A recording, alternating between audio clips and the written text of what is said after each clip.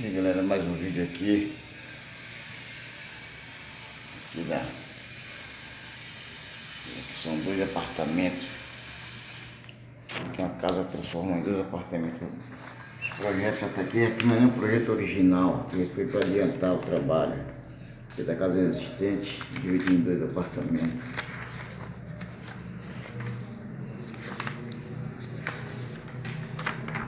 E aqui faz um banheiro no outro lado do apartamento, são divididos em dois. Uma casa dividida em dois apartamentos, casa grande, sei tantos metros, aí deu para dividir para dois apartamentos. O projeto original está vindo ainda, aqui tirou aqui para adiantar, de ganhar tempo. Aqui vai ter, aqui nessa área aqui, vai ser uma área de serviço, que é essa área aqui. Essa área de serviço aqui. 1,50 m e pouco aqui. 1,51 m essa área de serviço.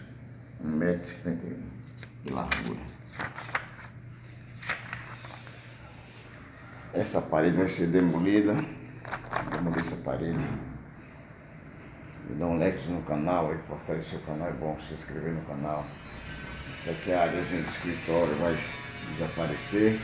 Essa parede vai demolir para a varanda vir até aqui. Essa parede permanece, com esse quarto permanece. E o banheiro naquele quarto lá está fechado.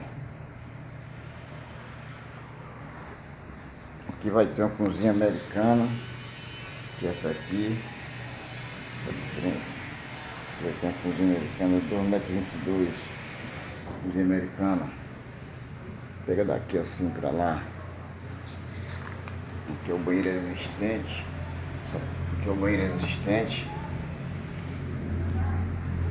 Vamos ver. Aqui é a sala, agora só modificações de ponto de luz aqui, ponto elétrico.